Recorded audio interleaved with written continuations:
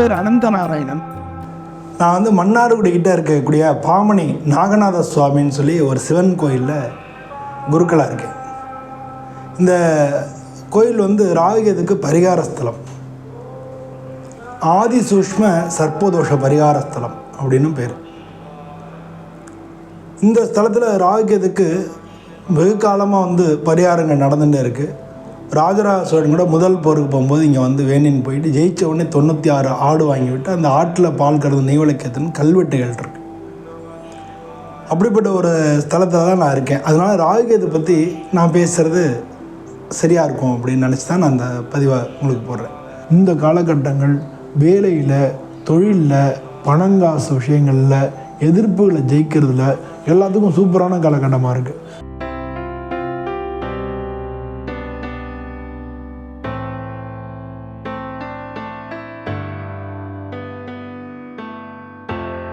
ராகுகேதுவை பற்றி பலவிதமான குழப்பங்கள் இருக்குது.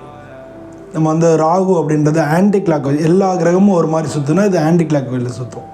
எல்லா கிரகத்துக்கும் வீடு இருக்குது அப்படின்னா ராகுகேதுக்கு வீடு, சொந்த வீடுகள் கிடையாது. எந்த வீட்டில் இருக்கோ அந்த வீட்டோட பலன் தரும் இப்படின்ற மாதிரி பல கருத்துக்கள் இருக்குது. அப்போ ராகுகேதுன்னு இருந்தாலே நமக்கு தோஷம், பிரச்சனை அப்படின்னு இருக்குது. இப்படிலாம் சொல்லிக்கிட்டு இருக்குது. அதே நேரத்தில் ராகு மாதிரி வந்து யாரும் கொடுக்க முடியாது அப்படின்னும் இருக்குது. அப்போ கேது வந்து 12ஆம் வீட்டிலேருந்து அடுத்த பிறவி கிடையாது, அவர் வந்து ஆலயங்கள், அது வந்து கேது சம்மந்தப்பட்ட டாக்டர் அவங்களுக்குலாம் நல்லது, அவங்களாம் கேது சம்மந்தப்பட்டால் தான் பண்ணுவாங்க அப்படின்ட்டு. இப்போ இது எல்லாத்தையும் வச்சு பார்க்கும்பொழுது ராகு கேதுக்கு எந்த இடத்துல இருந்தால் நமக்கு வந்து பலன் தரும், எந்த நட்சத்திர காலன்னு இருந்தால் எப்படிப்பட்ட பலன் தரும் அப்படின்னு வந்து நம்ம பார்க்குறது தான் சரியாக இருக்கும் அப்படின்னு சொல்லி எல்லா ஜோதிடர்களுடைய பொதுவான கணிப்பு. அப்போ நம்ம வந்து இதை இன்னும் எப்படி புரிஞ்சுக்கிறது, ராகுகேது இன்னும் எப்படி, அது மட்டும் இல்லாமல் காலசர்ப்ப தோஷம்னு சொல்கிறாங்க. ராகுலேருந்து கேதுக்குள்ளே எல்லா கிரகமும் இருந்தால் அதுக்கு பேர் காலசர்ப்ப தோஷம் அப்படின்னு நம்ம சொல்கிறாங்க.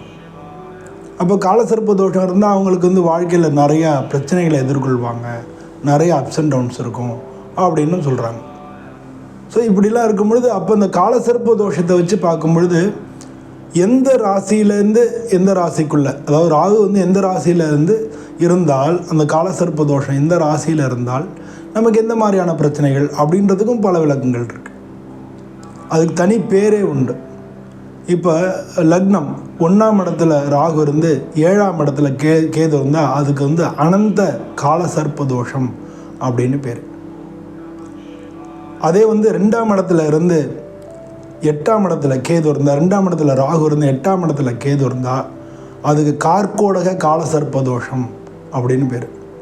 அதே மாதிரி 3ஆம் இடத்துல இருந்து 9ஆம் இடத்துல கேது இருந்தால் அதுக்கு வாசுகி காலசர்ப்ப தோஷம் அப்படின்னு பேர். அதே மாதிரி 4ஆம் இடத்துல ராகு இருந்து 10ஆம் இடத்துல கேது இருந்தால் அதுக்கு சங்கல்ப காலசர்ப்ப தோஷம் அப்படின்னு பேர். அதே மாதிரி 5ஆம் இடத்துல ராகு இருந்து 11ஆம் இடத்துல கேது இருந்தால் பத்ம காலசர்ப்ப தோஷம் அப்படின்னு பேர். அதே மாதிரி 6ஆம் இடத்துல ராகு இருந்து 12ஆம் இடத்துல கேது இருந்தால் மகாபத்ம காலசர்ப்ப தோஷம் அப்படின்னு பேர். 7ஆம் இடத்துல ராகு இருந்து 1ஆம் இடத்துல கேது இருந்தால் அதுக்கு தக்ஷக காலசர்ப்ப தோஷம் அப்படின்னு பேர். அதே மாதிரி 8ஆம் இடத்துல ராகு இருந்து 2ஆம் இடத்துல கேது இருந்தால் அதுக்கு குளிகை காலசர்ப்ப தோஷம் அப்படின்னு பேர். அதே மாதிரி 9ஆம் இடத்துல ராகு இருந்து 3ஆம் இடத்துல கேது இருந்தால் சங்க சூட காலசர்ப்ப தோஷம் அப்படின்னு பேர். அது மாதிரி 10ஆம் இடத்துல ராகு இருந்து 4ஆம் இடத்துல கேது இருந்தால் கடக காலசர்ப்ப தோஷம் அப்படின்னு பேர். அது மாதிரி 11ல் ராகு இருந்து 5ல் கேது இருந்தால் அதுக்கு விஸ்தார காலசர்ப்ப தோஷம் அப்படின்னு பேர். அதே மாதிரி 12ல் ராகு இருந்து 6ல் கேது இருந்தால் சேஷனாக காலசர்ப்ப தோஷம்னு பேர். சரி, இப்படி இருந்து காலசர்ப்ப தோஷம் இந்த இடத்துல இருந்தால் அதுக்கு என்ன பேர் அப்படின்னு பார்த்துட்டோம். இப்போ 1ஆம் இடத்துல இருக்கக்கூடிய ராகு, 7ல் இருக்கக்கூடிய கேது, இதுக்கு வந்து அனந்த காலசர்ப்ப தோஷம்னு பேர். இது என்ன பண்ணுன்னா வாழ்க்கையில் நம்ம வெற்றிகள் இருக்குல்ல, அது ரொம்ப போராடி அந்த வெற்றியை அடைய வேண்டியதாக இருக்கும். ரொம்ப போராடி வெற்றி அடைகிறவங்களுக்கு என்ன தெரியுமா முக்கியமான விஷயம் ஏற்படுறது, பயங்கரமான திறமை இருக்கும் உங்களுக்கு. அப்போ அந்த திறமையும் கொடுத்து அந்த வெற்றியும், அந்த திறமையும் ஏற்படுத்தி கொடுத்து அந்த வெற்றியும் கொடுக்கறது ராகு அப்படின்றத நம்ம புரிஞ்சுக்க முடியும். எதுக்காக இதெல்லாம் நம்ம சொல்கிறேன் அப்படின்னா, இந்த ராகு கேதுன்றது நமக்கு கெடுதல் மட்டும் பண்ணுறதில்ல, கெடுதல் மூலமாக நமக்கு விதிப்பயனை அனுபவிக்க வைக்கிறதான்னு சொல்கிறாங்க.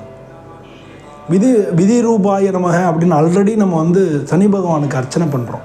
இருந்த போதிலும் நம்ம இந்த ராகு கேது அப்படின்ற நிழல் கிரகங்கள், நம்ம நிழல் நம்மளோட தானே வரும், நம்ம நிழல் நம்மளோட வரும் அப்படின்ற மாதிரி தான் நிழல் கிரகங்கள் அப்படின்னு பேர். அதனால் ஒவ்வொருத்தருக்கும் அவங்க இந்த ஜென்மத்தில் அவங்க என்னென்ன விஷயங்களில் வந்து கஷ்டப்படணுமோ, என்னென்ன விஷயங்களை அனுபவிக்கணுமோ, இதெல்லாம் ராகு கேது தான் நம்ம கொடுக்குறது. நம்ம சாதாரணமாக சொல்லுவோம், அங்கே பாருங்கள் சார், அவர் வந்து யாருக்கும் நல்லது பண்ணுறதில்ல, நான் எவ்வளோ பேருக்கு நல்லது பண்ணுறேன் சொல்லலாம். நான் தினமும் 6 வேளை குளிக்கிறேன், பூஜை பண்ணேன், எனக்கு ஒன்றும் பண்ணலன்னு சொல்கிறத கேள்விப்பட்டிருக்கேன். அது மாதிரியே நான் எல்லாருக்கும் நல்லது பண்ணுறேன், நான் நல்லவனாக தான் இருக்கேன், என்னால் யாரும் கெடுதல் கிடையாது, நான் நேர்மையாக சம்பாதிக்கிறேன், ஆனால் நான் வந்து கஷ்டப்படுறேன். ஆனால் பாருங்கள், அவன் அவ்வளோ அநியாயம் பண்ணுறான், அவ்வளோ ஊழல் பண்ணுறான், அவ்வளோ காசு வச்சுருக்கான், அவன் மட்டும் நல்லா இருக்கான், அவனுக்கு வந்து எந்த பிரச்சனையுமே இல்லை, எனக்கு மட்டும் அடிக்கடி பிரச்சனை வருதுன்னு நம்ம சொல்லுவோம் இல்லையா. அது வந்து அவருக்கு அது மாதிரி அனுபவிக்கிறது ராகு அவருக்கு நல்லா இருக்கும். இதுதான் காரணம். அதே அந்த ராகு அந்த பீரியடு போயிடுதுன்னு வச்சிங்களேன், திரும்ப அவங்களே கஷ்டப்படுறதையும் நம்ம பார்க்க முடியும். ஏதான ஒரு வகையில் கஷ்டம் இருக்கும். வீட்டில் குழந்தைங்க நல்லா இருக்காது, இல்லை ஒய்ஃபு கணவன் மனைவி பிரச்சனைகள் வரும், இல்லாட்டினா ஒரு சிலர் ஜெயிலுக்கு போக வேண்டி வரும், ஒரு சிலர் மாட்டிக்க வேண்டி வரும். இதை பின்னால் அனுபவிப்பாங்க, நம்ம அதை பார்ப்போம். ஆனால் நம்ம வாழ்க்கை ஒரு ஸ்ட்ரீம் லைன் மாதிரி நீட்டாக போயிட்டே இருக்கும். ஸோ அதனால் எப்போவுமே ராகு கேது அப்படின்றது வந்து இது மாதிரி ஒரு சில விஷயங்களை ஒருத்தர் கொடுக்குறதும், பின்னால் வந்து அவருக்கு பிரச்சனைகளை ஏற்படுத்துறதும் இதே ராகு கேது தான். ஸோ அதனால் வந்து நம்ம ராகு கேது அப்படின்றதுக்கு பயப்பட வேண்டிய அவசியம் இல்லை. இது வந்து எந்த மாதிரி இடத்துல இருக்குது, நமக்கு என்ன பண்ணுறது அப்படின்றத ஒரு நல்ல ஜோதிடத்தை கொண்டு போய் கொடுத்து உங்கள் ஜாதகத்தை பரிசீலனை பண்ணிட்டு அது மாதிரி நீங்கள் பண்ணிக்கலாம். இதுக்கு நிறைய பரிகாரங்கள்லாம் இருக்குது. இப்போது சாதாரணமாக ஒரு விஷயம் சொல்கிறேனே, ஒருத்தருக்கு வந்து ராகு கேதுவே தோஷம் இல்லை, ஆனால் அவங்களுக்கு குழந்தை பிறக்கலை, பூர்வ ஜென்ம இது கடன் அதெல்லாம் சொல்லுவாங்க, ஒன்றுமே பிரச்சனை இல்லை, அவங்களுக்கும் குழந்தை பிறக்கும். அவங்களுக்கு வந்து அனந்த விரதம் அப்படின்னு ஒரு விரதம் இருந்தால் போகிறோம். ஆயில்ய நட்சத்திரத்து அன்றைக்கெல்லாம் அவங்க விரதம் இருந்து நாகரை பூஜை பண்ணாலே கண்டிப்பாக ஒரே வருஷத்தில் அவங்களுக்கு குழந்தை பிறந்துடும். இது வந்து சிம்பிள் லாஜிக். இது வந்து நீங்கள் ஜாதகமே பார்க்க வேணாம், யார்கிட்டையுமே போக வேணாம். குழந்தையில் பிரச்சனை இருந்தால் நீங்கள் வந்து அந்த மாதிரி நான் சொல்கிற மாதிரி ஆயில்ய நட்சத்திரத்து அன்றைக்கி நீங்கள் விரதம், அதுக்கு வந்து அனந்த விரதம்னு பேர். அனந்தன்னா ஆதிசேஷன். ஆதிசேஷ விரதம் இருந்தாலே நீங்கள் அதுலேருந்து பிரச்சனைலேருந்து விடுபட்டுடலாம். அதே மாதிரி நீங்கள் அந்த ஆதிசேஷனை வழிபட்டாலே ராகு தோஷங்கள்லேருந்து உங்களுக்கு நிவர்த்தி கிடைக்கும். ஸோ அதனால் பொதுவாக வந்து இப்போ இதெல்லாம் பாம்பு அப்படிலாம் சொல்லுவாங்க. பாம்பு இதுக்கெல்லாம் பயங்கர சயின்டிஃபிக்கலான விளக்கமே இருக்குது. பாம்பு சுருண்டு படுத்திருக்கா மாதிரி உள்ளதான் நம்ம மூளை. நமக்கு வந்து சூரியன்கிட்டேருந்து கிடைக்கிறது சோல், நம்மளுடைய ஆத்மா, நமக்கு இருக்கக்கூடிய உயிர் அப்படின்னு வச்சு. உடம்பு கொடுக்கறது இந்த லாஸ்ட்டில் இருக்கக்கூடிய சனி பகவான். சரி, இந்த உடம்பு இருக்குது, ஆத்மா இருக்குது, இதுக்கு நடுவில் ஒன்று இருக்குது, அதான் அது பேர் மனசுன்னு சொல்லுவோம். இந்த மனசை கொடுக்குறது சந்திரன் சுத்தின்டே வருது. ஸோ இந்த மூணுமே இருக்குது. இந்த மூணுலேயும் உண்டான விஷயங்களை வந்து நமக்கு எப்படி கிரகிச்சு கொடுக்கறதுக்கு, அதாவது இப்போ எப்படி டிவி இருக்குது, இங்கேருந்து ஒளி அலைகள் வருது, அதை வந்து நம்ம டிவியில் படமாக பார்க்க முடியாது, கண்ணுக்கு தெரியாத ஒளி அலைகள் வருது, அதை படமாக நம்ம காமிக்கிற சிப்பு வந்து அந்த டிவிக்குள்ளே இருக்குது, இல்லை ஃபோனில் இருக்குது. ஃபோனில் அப்படி இருந்தால் நம்ம இப்போ எல்லார்ட்டையும் பேசுகிறோம். இப்போல்லாம் எந்த விதமாக தொடர்பு இல்லை, ஒரு சின்ன ஒரு டப்பா மாதிரி வச்சுருக்கோம், எங்கேயோ இருக்கிறவங்கள்ட்ட நம்ம பேசுகிறோம், அவங்க பேச நம்ம தெளிவாக கேட்குது, இல்லை அவங்கள பார்க்க முடியுது, அதெல்லாம் பண்ணுறோம். அதே மாதிரி தான் நம்ம மூளைன்றது ஒரு சிப்பு. அந்த மூளை எப்படி தெரியுமா இருக்கும், பாம்பு சுருண்டு படுத்திருந்தால் அப்படி இருக்குமோ அப்படி இருக்கும். இதெல்லாம் ஒரு கிளிம்ஸ், இதெல்லாம் ஒரு அடையாளம். அதனால் இதெல்லாம் இது செயல்படுறதுக்கு இன்னும் என்னென்ன இருக்குது அப்படின்றது சிவஞான போதம் அப்படின்னு சொல்லியிருக்கு. அதில் வந்து நிறைய விஷயங்கள் இருக்குது இதை தொடர்ந்து நமக்கு சொல்கிறதுக்கு.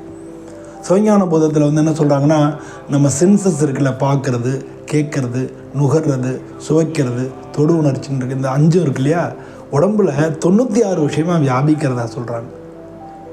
இதுதான் சிவஞான போதம். அது என்னென்ன அதெல்லாம் வந்து இப்போ நம்ம சொல்லிகிட்டு இருந்தோம், உங்களுக்கு போர் அடிக்கிறதுக்காக சொல்கிறேன். நிறைய விஷயங்கள் நம்ம முன்னோர்கள் சொல்லியிருக்காங்க.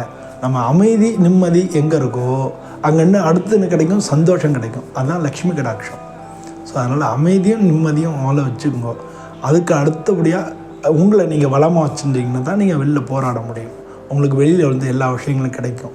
மூஞ்சில் தேஜஸ் இருக்கும், உங்களை பார்த்தோன்னே மற்றவங்களுக்கு காரியம் செஞ்சு தருவாங்க. ஸோ இந்த மாதிரி விஷயங்களுக்கு இந்த அமைதியும் நிம்மதியும் நமக்கு தேவைப்படுறது. இதை தான் வந்து நம்ம தேடணும். இதுக்கு வந்து சின்ன சின்ன விஷயங்கள் தான் வாழ்க்கையில் நம்ம ஒரு வாழ்க்கையில் ஸ்ட்ரீம்லைன் பண்ணிட்டாலே பண்ண முடியும். அதுக்கு உதவக்கூடியதான் இந்த ராகுவும் கேதுவும். நம்ம வந்து ஒவ்வொரு காலகட்டத்திலையும் கிரக சூழ்நிலைகள் மாறிகிட்டே இருக்குது. அதில் வந்து முக்கியமான பயிற்சியாக இந்த ராகு கேது பயிற்சி இருக்குது. மற்றதெல்லாம் ஒரு கிரகமாக இருக்கும்போது ராகு கேதுன்னு 2 கிரகம் இருக்குது. ஸோ 2 இடங்களை வந்து இது ஆக்கிரமிக்குது. ஒவ்வொன்றுக்கும் எதிர்விளைவு ஒன்று இருக்கும். இப்போ 1 அப்படின்றது நம்மளை குறிக்கும், 7ன்றது நம்மளுடைய துணைவரை பார்ட்னரை குறிக்கும். அப்போ 1ன்றது ராகு 7ன்றது கேதுன்னு இருந்தால் அப்போ அது 2க்கும் உண்டான கான்ஃப்ளிக்ஸ் எப்படி வரும்னு யோசிச்சு பாருங்கள். 2ன்றது பொருளாதாரம், 8ன்றது நம்மளுடைய ஆயுள்ஸ்தானம். இது 2லேயும் ராகு கேது இருந்தால் பொருளாதாரம் ஒரு பக்கம், ஆயுள்தானம் ஒரு பக்கம். அந்த பொருளாதாரத்தில் ஃபெயிலியர் ஏற்பட்டு ஆயுள் போகிறதுக்கு வாய்ப்பு உண்டு. அதுக்கு நெகட்டிவாக இருந்தால். பாசிட்டிவாக இருந்தால் பொருளாதாரத்தில் நம்மளுடைய பேர் புகழ் கிடைக்கிறதுக்கு வாய்ப்பு உண்டு. ரைட்டு. இன்னொரு விஷயம் உண்டு இதுலேயே. பொருளாதாரம் கிடைக்கும், ஆனால் அது மறைமுகமாக, நான் சொன்னேன் இல்லையா, லஞ்சம் அது மாதிரிலாம் மறைமுகமாக கிடைக்கும். அப்போ பின்னால் ஜெயிலுக்கு போகிறதுக்கு வாய்ப்பு உண்டு. புரியுதுங்களா? ராகு கேதுன்றது இந்த மாதிரி நமக்கு பல விஷயங்களை நமக்கு சொல்கிறது. அந்த ராகு கேது பயிற்சி வர 2025 வருஷம் 5ஆம் மாதம் 18ஆம் தேதி, அதாவது 18/5/2025 அன்றைக்கி பயிற்சி ஆகுது. ஸோ இது பயிற்சி ஆகுது. இது வந்து பொதுவாக வந்து ஒரு ராசியில் 9 பாதங்கள் இருக்குது. நட்சத்திரங்கள் 3ன்னா கூட பாதங்களாக நம்ம அதை பிரிச்சுருக்காங்க. 9 பாதங்கள் இருக்குது ஒரு ராசியில். அப்போது இந்த 9 பாதங்கள்லையும் இவர் பயணப்பட போகிறார். அதனால் ஒரு பாதங்களுக்கு 2 மாதம்னா 18 மாதம் இவர் வந்து கும்ப ராசியில் பயணப்பட போகிறார். அதனால் வந்து இந்த பயிற்சி என்ன நடக்குது, மீன ராசியிலேருந்து ராகு பகவான் கும்ப ராசிக்கு பயிற்சி ஆகிறார். கன்னி ராசியிலேருந்து சிம்ம ராசி கேது பயிற்சி ஆகிறார். ஸோ இந்த ராகு கேதுன்றது ஒரே நேரத்தில் பயிற்சி ஆகுது. இதுதான் வந்து ஒரு ஜாதகத்துலேயும் 180 டிகிரியில் இருக்கும். கரெக்டாக ராகுலேருந்து 180 டிகிரி. 180 டிகிரின்றது மொத்த நமக்கு ராசி கட்டங்கள் இருக்கு இல்லையா, 360 டிகிரி. அதில் சரி பாதி 180. அந்த 180 டிகிரியில் இந்த ராகுவும் கேதுவும் இருக்கும். அதனால் இப்படி எடுத்திங்கன்னா தராசு மாதிரி ஒரு ஜாதகத்தை வெயிட்டு கொடுக்கறது இந்த ராகு கேது. ஸோ அந்த ராகு கேது பயிற்சி நமக்கு ஒரு முக்கியமான விஷயங்கள்லாம் திருப்புமுனைகள்லாம் தரக்கூடியதாக இருக்குது. அது ஒவ்வொரு ராசிக்கும் எப்படி இருக்குது அப்படின்னு நம்ம பார்க்க போகிறோம். வாங்க வீடியோக்குள்ளே போய் பார்க்கலாம்.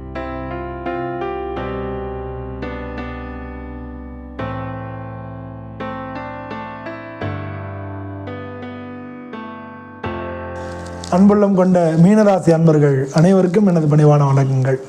காலபுருஷ தத்துவத்தில் 12வது ராசி மீனராசி. இந்த மீனராசியில் தான் பூரட்டாதி 4ஆம் பாதம், உத்திரட்டாதி, ரேவதி அப்படின்னு 3 நட்சத்திரங்கள் இருக்குது. இந்த ராசிக்கு அதிபதி குரு பகவானாக இருக்கார். இந்த ராகு கேது பயிற்சி இந்த என்ன மாதிரியான பலன் கொடுக்க போகிறது, ஏன்னா 18/5/2024 ராகு கேது பயிற்சி ஆகுது. இந்த ராகு கேது பயிற்சி மீனராசி அன்பர்களுக்கு எப்படிப்பட்ட பலனை கொடுக்க போகுதுன்னு பார்க்க போகிறோம். அப்படி பார்க்குற என்ன பண்ணணும், இது வரைக்கும் ராகு கேது எங்கே இருந்தது, இப்போ எங்கே போகிறது, அதனால என்ன பலன், அப்படி எந்தெந்த அது ராகு கேதுவோட பயணம், அது எந்தெந்த நட்சத்திரங்களில் அது பயணிக்கிறது, அப்போ நமக்கு என்ன மாதிரி பலன் ஏற்படும் இப்படிங்கிறத பார்க்க போகிறோம். இதுதான் இந்த பதிவில் நம்ம அப்படி தெரிஞ்சுனா நம்ம பலன்களை ஈஸியாக நம்ம எடுக்க முடியும். அப்படி பலன்கள் எடுக்க முடிஞ்சால் தான் நம்ம வாழ்க்கையில் அதை யூஸ் பண்ண முடியும். அதுக்காக அப்படி பார்க்குறோம். முதல்ல உங்கள் ராசியில் தான் இது வரைக்கும் ராகு இருக்கார். 18/5/2024 வரைக்கும் மீன ராசியில் ராகு இருக்கார். இப்போ இவர் உங்களுக்கு 12வது இடத்துக்கு போகிறார். உங்கள் ராசிலேருந்து 12வது இடத்துக்கு போகிறார். அதே மாதிரி கேது உங்கள் ராசிக்கு 7ல் இருந்தார், அவர் 6க்கு வரார். 6ஆம் இடத்துல கேதுவும் 12ல் ராகுவும் இந்த பயிற்சி மூலமாக வரப்போகிறது. சரி, முதல்ல ராகு எடுத்துனோம்னா ராகு வந்து முதல்ல குருவோட நட்சத்திரத்தில் 5ஆம் மாதத்துலேருந்து நவம்பர் மாதம் 11ஆம் மாதம் வரைக்கும் பயணிக்கிறது. குருவோட நட்சத்திரம் உங்கள் ராசி அதிபதி, அவர் 10வது வீட்டுக்கும் அதிபதி. அப்போ தொழில் ரீதியான விஷயங்களில் மாற்றங்கள், மீன ராசிக்கு தொழில் உத்தியோக மாற்றங்கள், இடமாற்றங்கள், ப்ரொமோஷன்ஸு, இது மாதிரி என்ன அதில் இருக்கோ அது எல்லாமே ஏற்படும். உத்தியோக மாற்றங்கள் ஏற்படும். பல பேருக்கு வேலை போய் வேறு வேலை கிடைக்கும். நீங்கள் வேலை வந்து தேடிட்டு இருந்தீங்கன்னா உங்களுக்கு வேலை கிடைக்கும். இல்லாட்டினா இந்த வேலையை விட்டுருப்பீங்க ஆல்ரெடி, இப்போ வந்து வேலை கிடைக்கும். அதே மாதிரி இந்த வேலையை விட்டுட்டு வேறு வேலைக்கு போகிறதுக்கு உண்டான வாய்ப்புகளும் கிடைக்கும். ஸோ தொழில் ரீதியான மாற்றங்கள் இந்த காலகட்டங்கள் நடக்கும்.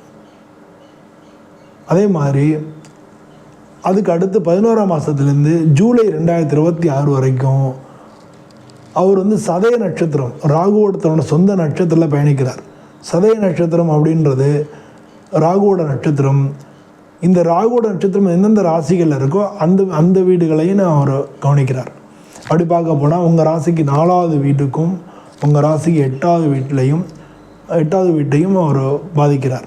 இப்போ 4 அப்படின்றது வந்து உங்களுக்கு வீடு, வாகனங்கள், இது மாதிரியான விஷயங்கள பிரச்சனைகளையும், சொத்து பிரச்சனை கோர்ட்டு கேஸில் வம்பு வழக்குகள் அதில் வந்து தொடர்ந்துட்டே நடக்கிறது, இந்த மாதிரியான காலகட்டங்களில் இருக்கும். இந்த காலகட்டங்கள் முடிவுக்கு கொண்டு வர வேண்டாம், முடிஞ்சால் தள்ளி போடுங்க, வாய்தா வாங்கி தள்ளி போடுங்க.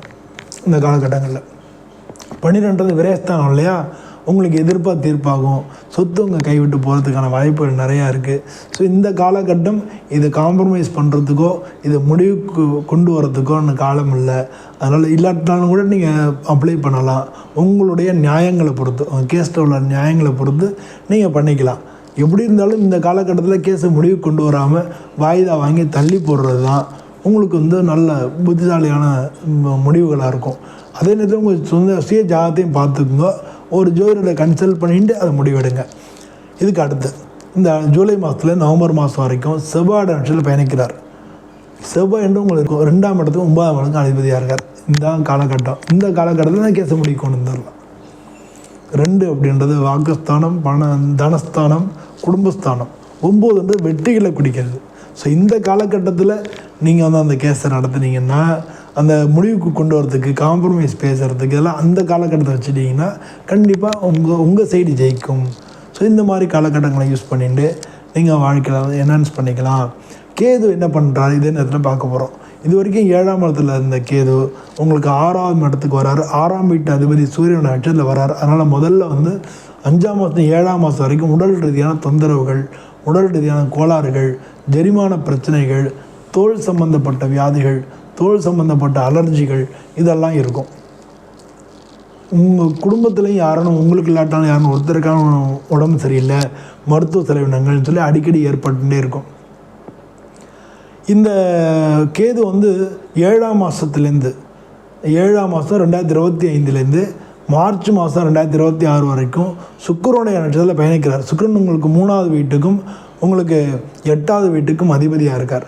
ஸோ இந்த காலகட்டங்கள் குழப்பமான காலகட்டங்களாக இருக்குது. ஸோ இந்த 3ஆம் மாதம் வரைக்கும் நீங்கள் வந்து முன்னால் சொன்ன மாதிரியே கோர்ட்டு கேஸு, வீடு சம்மந்தப்பட்ட விஷயங்களில் கொஞ்சம் தள்ளி போடுறது நல்லது. சகோதரர்கள் ரீதியாக உங்களுக்கு இடைஞ்சல் ஏற்படுறதுக்கோ, சகோதரர்கள் ரீதியாக நீங்கள் வந்து போலீஸ் ஸ்டேஷன் இது மாதிரிலாம் போய் நிற்கிறதுக்கோ அந்த காலகட்டங்கள் இருக்குது. நீங்கள் எப்போயோ போட்ட கையெழுத்து இப்போ பிரச்சனைக்கு வர்றதுக்கான காலகட்டங்களாகவும் இருக்குது. ஸோ இந்த காலகட்டங்கள் நீங்கள் எந்த கேஸாக இருந்தாலும் முடிவுக்கு கொண்டு வராமல் தள்ளி போடுறதே நல்லது. முடிவு உங்களுக்கு சாதகமாக வராமல் இருக்கிறது தான் வாய்ப்பு அதிகமாக இருக்குது. இந்த ஜென்ரலாக வந்து இந்த காலகட்டங்களில் ஆயுள்ஸ்தானம் அப்படின்றதுனால ஆயுள்ஸ்தானத்துக்கு பிரச்சனை இல்லை, இந்த மாதிரி விஷயங்களை தான் பிரச்சனை ஏற்படுத்துவார். ஏன்னா அவர் இருக்கிறது ஆயுள்ஸ்தானத்தினான இடத்துல இல்லை, அப்படி நம்ம அதை எடுத்துக்க முடியாது. விஷயங்களை வச்சு தான் அவர் வைப்ரேட் பண்ணுறார். அவர் இருக்கிற ஸ்தானம் அப்படிங்கிறது தான் முக்கியமாக இருக்குது. அதனால் இந்த ஆயுள்ஸ்தானம் அது நட்சத்திரம் இல்லாமல் ஆயுளுக்கு உங்களுக்கு எந்த பிரச்சனையும் வராது. உடல்நிலை கோளாறுகள் வரும், வெளியிடங்கள் மூலமாக பிரச்சனைகள் வரும், பஞ்சாயத்து, கோர்ட்டு கேஸு, அவமானம், ஜெயில் இதெல்லாம் வரும். இதெல்லாம் வராமல் பார்த்துக்கிறதுக்காக இந்த காலகட்டங்களில் அதுக்கு தான் சொன்னேன். மெயினாக கோர்ட்டு கேஸ் வரும், அதை வந்து கொஞ்சம் தள்ளி போட்டுங்க. உடன் பிறந்தவர்களால் பிரச்சனைகள் வரும், அதையும் வந்து டீல் பண்ணிக்கங்க. இதுதான் வந்து பூர நட்சத்திரத்தில் கேது பயணிக்கிறதுனால. அதுக்கு அடுத்த காலகட்டத்தில் கேதுவோட நட்சத்திரத்தில் கேது பயணிக்கிறார், மகா நட்சத்திரம். இப்போ கேதுவோட நட்சத்திரம் வந்து எங்கெங்கெல்லாம் இருக்குது, உங்களுக்கு 2ஆம் இடத்துல இருக்குது, 10ஆம் இடத்துல இருக்குது, உங்களுக்கு 6ஆம் இடத்துல இருக்குது. இது 3லையும் இருந்தாலே சூப்பர். இந்த காலகட்டங்கள் வேலையில், தொழிலில், பணங்காசு விஷயங்களில், எதிர்ப்புகளை ஜெயிக்கிறதுல எல்லாத்துக்கும் சூப்பரான காலகட்டமாக இருக்குது. இந்த காலகட்டத்தில் எந்த எதிர்ப்பையும் ஜெயிச்சிருவீங்க. பணங்காசு விஷயங்களில் வந்து உங்களுக்கு ரொம்ப நல்ல பலன் கிடைக்கும். 2வது உங்களுடைய எதிர்ப்புகள் மீறி உங்களுடைய வேலைகளில், தொழில்களில் நீங்கள் ஜெயிப்பீங்க. உங்களுக்கு அவங்கள மீறி உங்களுக்கு வாய்ப்புகள் கிடைக்கும். அவங்க வந்து உங்களை வந்து மதிக்கிறதுக்கான வாய்ப்புகள் கிடைக்கும். அதனால வந்து உங்களுக்கு ப்ரொமோஷன்ஸ் எல்லாம் உங்களுக்கு கிடைச்சிரும். ஸோ அதனால் இந்த காலகட்டங்கள் வந்து உங்களுடைய எதிர்ப்பையும் மீறி நீங்கள் ஜெயிக்கக்கூடிய காலகட்டமாக இருக்குது. ஒரு சில காலகட்டங்கள் நான் நெகட்டிவ் பலன் சொன்னேன்னு நினைக்க வேணாம். நீங்கள் வந்து அந்த உங்களுடைய சுய ஜாதகத்தில் ராகுகேது எப்படி இருக்குது, எந்த பொசிஷனில் இருக்கார், இப்போ நடக்கிற கோச்சார பலன் அந்த ஜோதிடரையும் கன்சல்ட் பண்ணிக்கோங்க. இதையும் நான் சொன்னக்கூடிய இந்த கோச்சார பலன்களையும் பாருங்கள். இது ரெண்டையும் சேர்த்து நீங்கள் பலன் பார்த்தீங்கன்னா தான் உங்களுக்கு வாழ்க்கை சிறப்பாக இருக்கும். உங்களுக்கு ஒரு ஐடியா கிடைக்கும். இப்போ நாங்கள் இதெல்லாம் ஒரு ஆலோசனை தான். நீங்கள் தான் உங்கள் வாழ்க்கைக்கு அதிகாரி. அப்போ நீங்கள் வந்து போய் உங்களுடைய ஜாதகத்தை காமிச்சு நீங்கள் பார்த்துக்கிட்டிங்கன்னா நல்லது. பொதுவாக மீனராசி அன்பர்கள் வந்து கொஞ்சம் வாழ்க்கைன்னு இருந்தால் எல்லோரும் 4 விதமான அபிப்பிராயங்கள் இருக்கும். நமக்கு மட்டும் அபிப்பிராயம் சொல்கிறதுக்கு எப்படி ஒரு சுதந்திரம் இருக்கோ அது மாதிரி எல்லாருக்கும் அவங்களுடைய அபிப்பிராயம் சொல்கிறதுக்கு வாய்ப்புகள் இருக்குது. ஆனால் அந்த அபிப்பிராயங்கள் நம்ம எடுத்துக்கணும்னு எந்த அவசியமும் கிடையாது. மற்றவங்க சொல்கிற உங்களை யாருன்னு முட்டாள்னு சொன்னால் உடனே அந்த அந்த பட்டத்துக்கு நெத்தியில் மட்டும் நான் முட்டாள் அதை அவன்கிட்டே வச்சுக்கிட்டோம். நம்ம கேர் பண்ணாமல் போனால் அவன் வச்சு அப்புறம் கீழே போட்டு போயிடுவான். ஸோ மற்றவங்க சொல்கிற அபிப்பிராயங்களை தாண்டி உங்களுடைய வாழ்க்கையை கொண்டு போகிறதுக்கு முயற்சி பண்ணுங்க. இல்லாட்டினா மற்றவங்க சொல்கிற அபிப்பிராயம் சண்டை போகிறதே உங்கள் வாழ்க்கை வீணாகிடும். உங்களுடைய வாழ்க்கையை நீங்கள் வாழ முடியாது. அதனால் அந்த அபிப்பிராயங்களை தாண்டி போனீங்கனாலே பொதுவாக ராகுகேது பயிற்சி உங்களுக்கு மிக நல்ல பயிற்சியாகவே இருக்கும். அனைவருக்கும் நன்றி. எல்லோருக்கும் நல்லதே நடக்கட்டும், நல்லதே எதிர்பார்ப்போம். நன்றி, வணக்கம். அது மாதிரி பிரச்சனை ராகுகேதுக்கு பரிகாரங்களும் நீங்கள் பண்ணிக்கலாம். பரிகாரம் பண்ணுறது கூட பாமணி மண்ணாடிக்கிட்ட இருக்க பாமணி நாகநாத சுவாமி கோயிலில் நீங்கள் பண்ணிக்கலாம். அந்த சிவன் கோயிலில் ஆதிசேஷன் வந்து கீழே இடுப்பு கீழே வந்து பாம்பு உருவமாகவும் மேலே மனித ரூபமாகவும் வந்து வணங்கியிருக்கார். இங்கே அதுதான் ராகுவோட உருவம். அந்த உருவத்தில் இருக்கக்கூடிய ஆலயம் இது. அதனால் இங்கே வணங்கும் பொழுது தோஷம் இருந்தால் யோகமாக மாறும் அப்படின்னு சொல்லி பல நாடிகள், அகத்திய நாடி, திரவ நாடி, சப்தரிஷ் நாடி, கௌசிக நாடி, ஸ்கந்த நாடி, காகபுஜன்ற நாடி, வசிஷ்ட நாடி, இப்படி எவ்வளோ நாடியில் சொல்லியிருக்கு. ஸோ அதனால் வந்து இங்கே நீங்கள் வணங்கிட்டு இந்த காலகட்டங்கள்லாம் உங்களுக்கு பாசிட்டிவாக நீங்கள் மாற்றிக்கலாம். வெள்ளிக்கிழமையிலையும் ஞாயிற்றுக்கிழமையும் ராகு காலத்தில் பூஜை நடக்கிறது. வெள்ளிக்கிழமைனா காலம்புற 10 மணிக்கும், ஞாயிற்றுக்கிழமை சாயந்தரம் 4 மணிக்கும் வந்தீங்கன்னா அந்த பூஜைகள் நீங்கள் கலந்துக்கலாம்.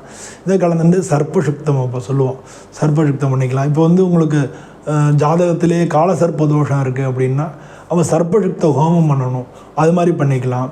நீங்கள் வந்து நம்ம ஜோதிட இதிலே பார்த்தோம்னா நமக்கு வந்து நம்மளுடைய தமிழ்லையே பார்த்தோம்னா ஜாதக அலங்காரம் கீரனர் அவர் எழுதின 500-600 வருஷத்துக்கு முன்னாடி எழுதினதெல்லாம் ஜாதக அலங்காரம் இருக்குது. அதிலே போட்டிருக்கும்.